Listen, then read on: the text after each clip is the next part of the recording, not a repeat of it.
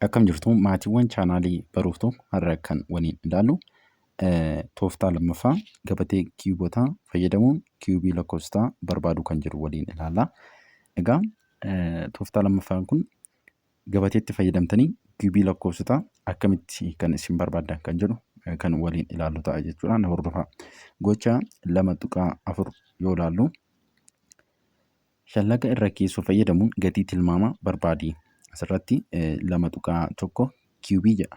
Kana jechuun 2.1 baay'isuu 2.1 baay'isuu 2.1. Kana jechuun asitti 2.1 kiibii jechuudha. Kiibii jechuun si'a 3 baay'istuu jechuudha. Si'a 3 baay'istuu mataa isaatiin walqixa ta'uu hin taane egaa asitti irra keessoo waan jedheef shallaga irra keessoo waan jedheef mallattoo ishii kana fayyadamtu jechuudha. Mallattoo ishii kana fayyadamtu. Shallaga irra keessoo yeroo jettan mallattoo ishii kana fayyadamuudhaan maal ta'a?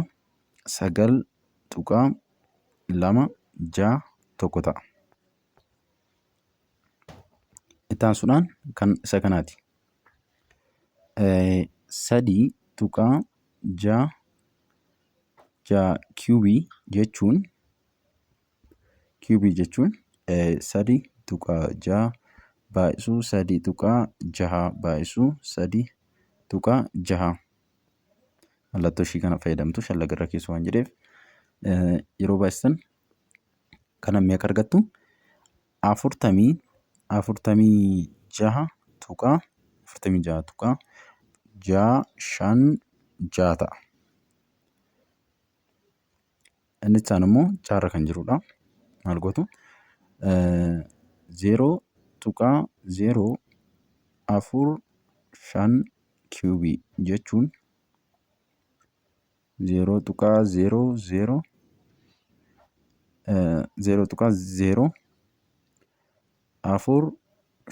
baay'isuu 0.045 baay'isuu 0.045 kana yeroo waliin baay'isan maal ta'a? Mallattoo ishii kana akkas gootu. Irra keessoo waan nuun jedheef jechuudha. Shallaga irra keessoo waan nuun jedheef mallattoo ishii kana akkasiin keessu. Kanaafuu asitti keenyatti jirra. Kana yeroo waliin baay'isan meeqa argattu jechuudha? 0.0009125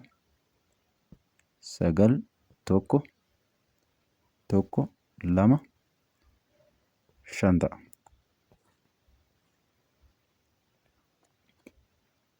Daarra kan jiru immoo 12.75 kiibii jechuun 12.75 baay'isuu 12.75 baay'isuu 12.75 kana yeroo waliin baay'isan mallattoo ishee akkasii fayyadamtu. Kana yeroo waliin baay'isan sadan isaa jechuudha. Meeqa argattu?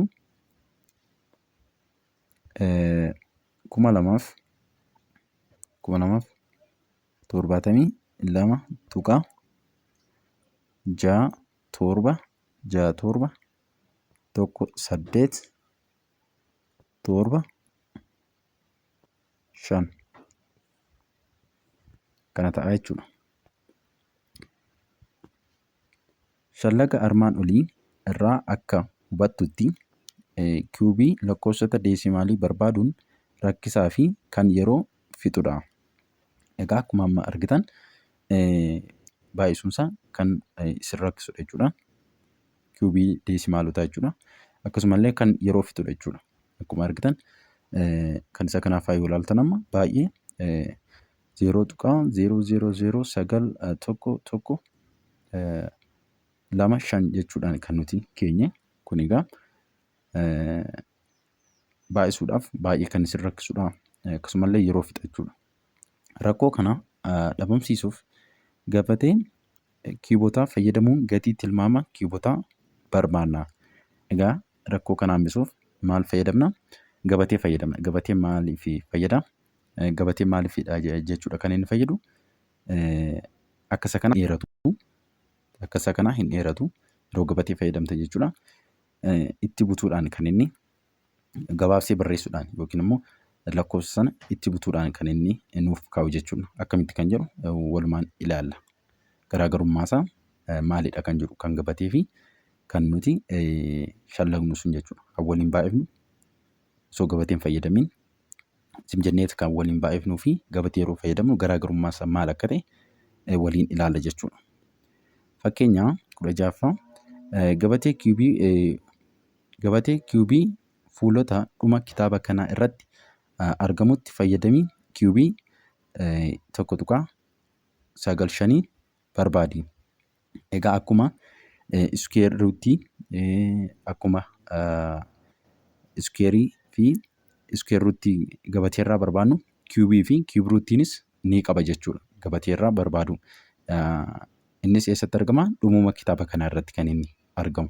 Gara dhuma kitaaba keessanii gara sana deemnee ilaalla yeroo kan isa kanaa barbaadnu jechuudha. Kan isa kanaa akkamiin barbaaddu? Maal gootu? Kiubii 1.95 ti. Furmaata isaa ilaaltan 1.95 kiubiin gaa 1.95 baay'isuu 1.95 baay'isuu 1.95 ti. Isa jechuudha. Shallaga irra keessootiin kana kan nuti argannu. Kun egaa akkuma argitan yeroo nutti fudhata yeroo barreessinu jechuudha. Akkasumallee bakka kan inni fudhatu jechuudha. Yeroo barreessan baay'ee kan dheeratu. Gabatee yeroo fayyadamtan immoo gabatee kiubii yeroo fayyadamtan immoo kun gabaabfameeti kan inni barreeffamu jechuudha. Gabatee fayyadamuun kanaaf kan inni nu gargaaru.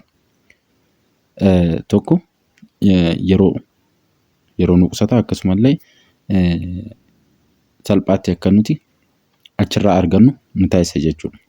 Gabateetti yeroo fayyadamu. Kanaafuu gabatee kiubii irraa akka hubatamutti kun akkuma argitan kiubiin 1.95 meeqadha? 7.415 ta'a. Akkuma argitan garaagarummaa kanaa fi kanaa yoo ilaaltan inni kun gabaabsameeti kan inni barreeffame kun immoo baay'ee dheeraadha. Kana jechuun walitti siqsaniiti. Walitti siqa lakkoofsi kuniif kun baay'ee kan walitti siqudha. Garaagarummaa hin qabu.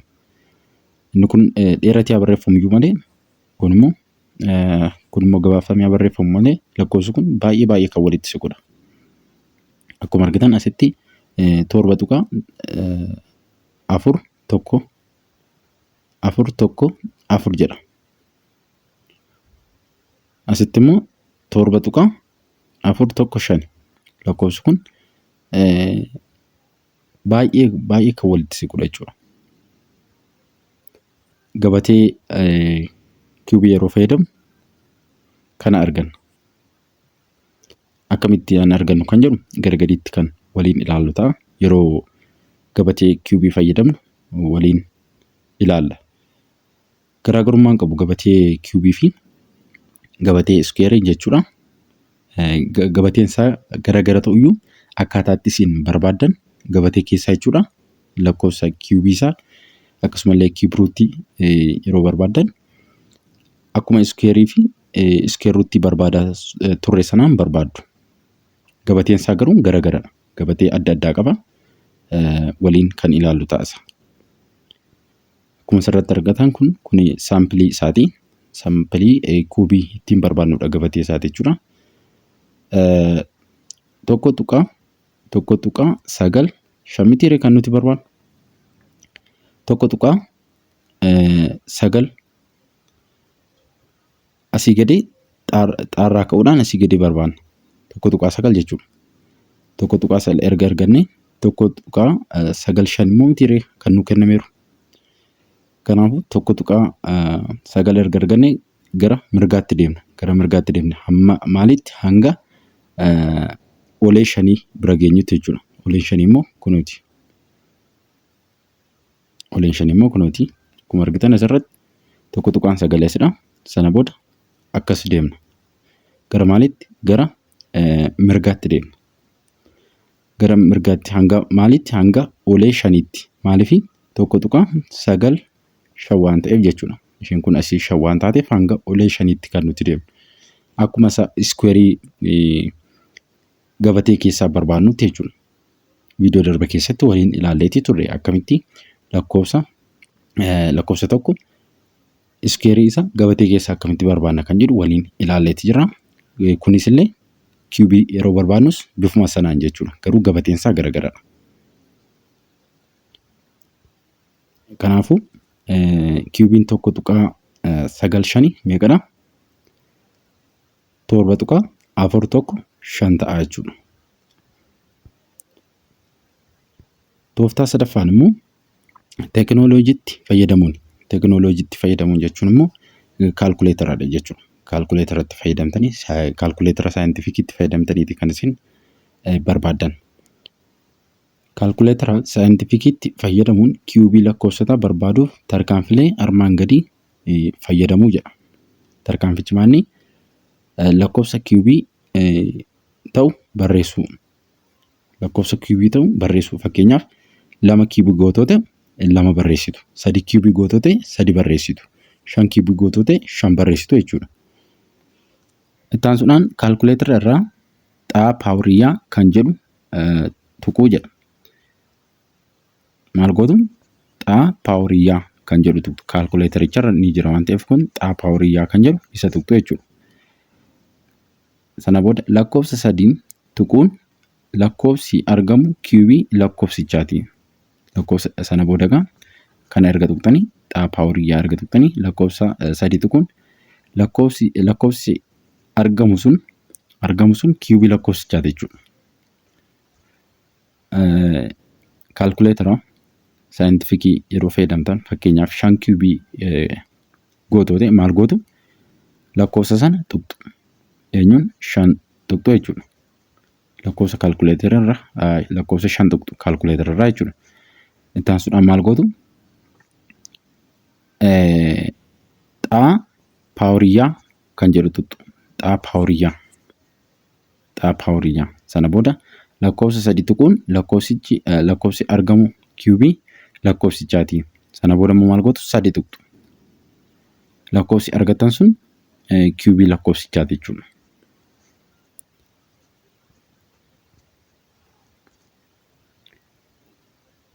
Fakkeenya 17ffaa kaalkuleetara saayintifikii fayyadamuun kiubii lakkoofsota armaan gadii barbaadi. Maal gootu kaalkuleetara saayintifikii yeroo fayyadamtan lakkoofsicha tuqxu. Lakkoofsicha isa kiubii gootan sun jechuudha. Sana booda maal gootu? Xaa paawurii yaa kan jedhu tuqxu. Kaalkuleetara sanarra jira kun. Xaa paawurii yaa kan jedhu jechuudha. Sana booda maal gootu? 3 tuqxu. 3 yeroo tuqxan maal argattu? Lakkoofsi inni isin argattan sun kiubii lakkoofsa 5 kanaati jechuudha. Meeqa argattu? Akkuma asirratti argitan furmaatarraa 125 argattu jechuudha.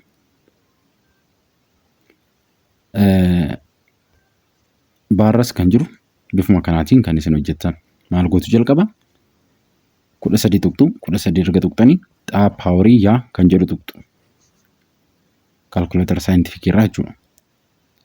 Sana booda 3 tuqxu lakkoofsi isin argattan 2197 ta'a jechuudha. Akkasumallee kan caala jirus bifuma kanaatiin kan isin hojjettan. Akkasuma kan isin rakkisu yaadu kaalkuleetara saayintifikii fayyadamuudhaaf jechuudha. Maal gootu jalqaba? Lakkoofsa isinii kenname sun ni tuqxu. Lakkoofsa kiubii gootan sun jechuudha. Lakkoofsa sana ni tuqxu. Erga lakkoofsa sana tuqxanii maal gootu? Xaa paawuriyaa kan jedhu tuqxu. Sun kaalkuleetararra ni jira jechuudha barreeffamni kun. Xaa paawuriyaa kan jedhu. Sana booda 3 tuttuu lakkoofsichi argattan sun kiubii lakkoofsa sanaati jechuudha. Asirraa ilaaluu dandeessu kun furmaata isaa.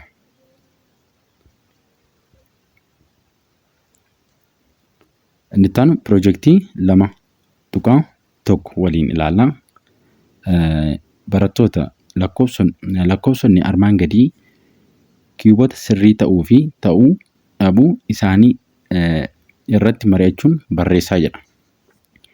Kiubii sirrii kan jennu egaa maayini yaa walqixa xaa kiubii kan ta'udha jechuudha. Kana jechuun lakkoofsi raashinaalii mataa isaatiin si'a 3 baay'atee lakkoofsa 2700 nu kennu jira hin jiru jechuudha.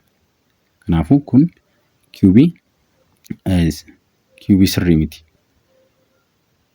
Kana kan nu dhugoomsudha jechuudha ta'uu qaba. Kana jechuun kana yeroo isiniin jedhu xaa kiubii walqixa 2700 ta'uu qaba. Lakkoofsi raashinaalii as galee kana kan nu kennu jira hin jiru jechuudha. Kanaafuu kiubii sirrii miti jechuudha kun. Arra kan jiru kiubii sirrii miti. Baarra kan jiru maal ta'a?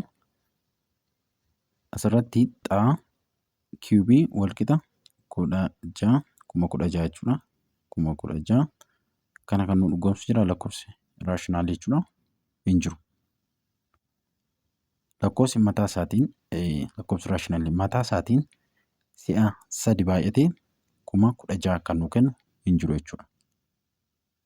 Kanaafuu iskuweerii sirrii miti kunis illee jechuudha. Baarra kan jiru. Jaarra kan jiru lakkoofsi raashinaalii mataa isaatiin si'a 3 baay'atee kan 64,000 nu kennu jira ni jira eenyudha? 40. Kana jechuun 40 kiubiin walqixa 60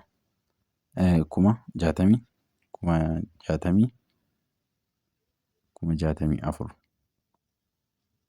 Kanaafuu kanaan maal jenna? Iskuweerii sirrii jennaan jechuudha. Daarra kan jiru iskuweerii sirrii miti kuni.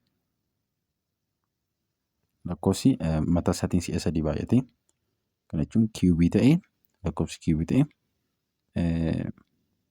900 nu kennu jira hin jiru jechuudha. Lakkoofsi raashinaalii. Eerra kan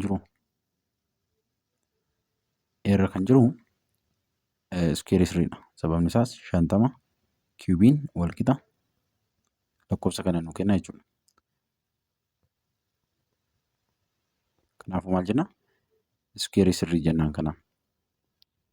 Iskuweerii sirriidhaati barreeffadhaa. Faarra kan jiru kun iskuweerii sirrii miti. Kana kan nu dhugoomsu hin jiru lakkoofsi raashinaalii as galee jechuudha. 36 miti asitti 0 kana kan nu dhugoomsu hin jiru as galee jechuudha lakkoofsi raashinaalii. Kanaafuu iskuweerii sirrii miti jechuudha. Akkasumallee gaarra kan jirus akkasuma haarra kan jirus illee akkasuma. Maaliif asitti yoo ilaaltan kana kan nu dhugoomsu hin jiru. Lakkoofsi raashinaalii as galee kan nu dhugoomsu hin jiru jechuudha. Mataa isaatiin si'a 3 baay'atee lakkoofsa kana kan nu kennu hin jiru. Haanis akkasuma.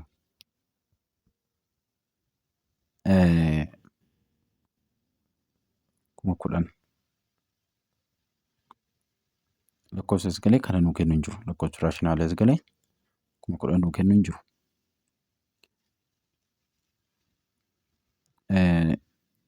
Irra kan jiru ilaalle immoo kun iskuweerii sirriidha. Maaliif lakkoofsi raashinaalii mataa isaatiin si'a 3 baay'atee kana kan nu kennu ni jira eenyudhaani 300. 300 kiibii jechuun lakkoofsa kana nuu kenna. 27 00 zeroon isaa si'a meeqa? Si'a 6 miti? Iskuweerii sirriidha kun. Inni itti aanu inni kunis illee iskuweerii sirriidha. Kana jechuun 10 kiibiin wal qixa meeqa nuu kenna? 1000 nuu kenna. Kanaafuu kun iskuweerii sirriidha. Egaa osoo viidiyoo keenya hin goolabiin dura akkamitti akka gabatee irraa barbaadan jechuudha. Gabatee irraa akkamitti akka barbaadan waliin ilaalla. Kiibii akkamitti gabatee irraa akka barbaadan waliin ilaalla. Fakkeenyuma isuma kana kan isinii fudhate jechuudha. Fakkeenyuma kitaaba keessan irra jiru 1.95 1.95 yoo ilaallu deemne jechuudha. Maal gootu jalqabaa? 1.9 barbaaddu. Eessarraa? Irraan gadee xaa jala deemtanii jechuudha. Kana jechuun xaa jalarraa asii gadee barbaaddu. Eenyuun? 1.9 barbaaddu. Erga isaa argattanii immoo maal gootu? Gara maalitti deemtu? Gara mirgaatti deemtu. Hanga eenyuun argattanitti? Hanga olee 5 bira geessanitti jechuudha. Olee 5 jechuun immoo asii ishii kanadha. Sana booda lakkoofsi argattan sun kiibii lakkoofsichaati jechuudha. Kiibii eenyuti kuni? 7.415 kun kan eenyuti? Kan 1.95 jechuudha. Akkamitti akka barbaannu deemnee haa ilaallu. Gabatee kitaaba keessanii deemtu. Dhuma kitaaba keessanii. Kun akkuma asirratti argitan kun gabatee kiibii fi kiibruutuuti. Inni kun immoo inni gara olii kun immoo kan iskuweeriiti jechuudha. Kun kan iskuweeriiti warri viidiyoo darbe keessatti isaan kana keessaa akkamitti akka barbaannu waliin ilaalleerra. Waa'ee iskuweerii fi iskuweeruutti gabatee keessaa jechuudha. Har'a immoo kan kiibiiti kan waliin ilaallu. Kan kiibii maal barbaanna jechuudha? Kan 1.95 kan nuti barbaannu. 1.95.